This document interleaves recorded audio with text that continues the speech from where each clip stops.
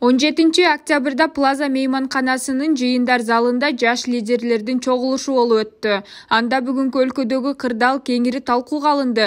Учурдагы кыргыз бийлигине далай иштиктүү сунуш пикирлер айтылды. Бүгүнкү чогулуштун максаткы негизги идеясы бул жаштардын башын бириктирип, жаштар менен биз азыркы болуп аткан саясий кырдаалга биз дагы жаштар чекеде калбай, биз да өзүбүздүн сунушубузду киргизип, оюбузду киргизип, ушул жерде жаштар менен талкуулап, бу жерде биз 6 маселе боюнча талкуу кылып атабыз. Алардын эң биринчилеринен болуп, ушул азыркы саясий кырдаалдагы жаштардын орду кандай, ошол маселе.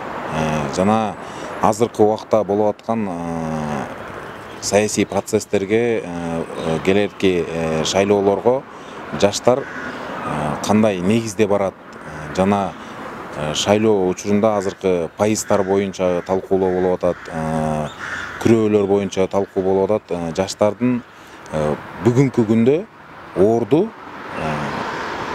келаткан бийликте орду болуш керек. Жаштарга жол көрсөтүп берүү максатында чогулушту саясат таануучу журналист Олжобай Токтосунов баштап берди.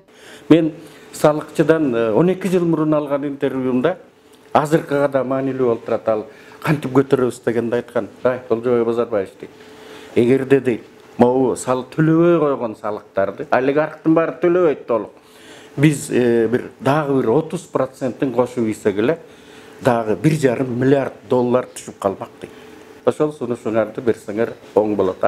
Силердин ушундай чогулуп кыргыздын келечеги кандай болот деп аткан ишиңерге ийгилик каалайм. Жаш лидерлер ар кандай мазмундагы сунуш пикирлерин ортого салышты.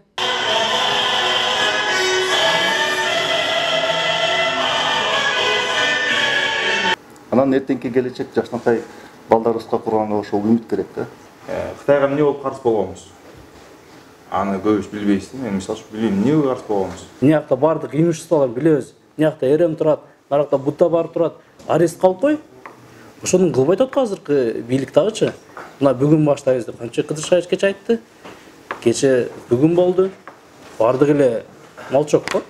Сооронбай Шариповичтин экстин алышына да каршымын. Негизи менин талабым өзүм жеке коомубуз менен импичмент болуш керек болчу. Импичментти козгоп иш козгондо Сооронбай Шариповичке экинчи багытта иш козгомок. Биринчиси узурпация власти, экинчиси болсо фальсификация выборов деп. Юстиция министрлигине биримдик партиясынын үстүнөн арыз жазган. Азыркы бийлик дагы жаштардан сунуш демилге күтүп жатат. Ошол сунуштарды биз беребиз. Азыркы саясий коомдук кырдаалга байланыштуу жолунан, азыркы кырдаалдан чыгып кетүү жолунун азыркы өкмөт дагы жаштардан демилге күтүп атат. Ошонун ичинде Садыр Нуркожоевич өзү айтып кетти. Жаштардын демилгесин колдойм деп. Биз ошол сунуштарды беребиз.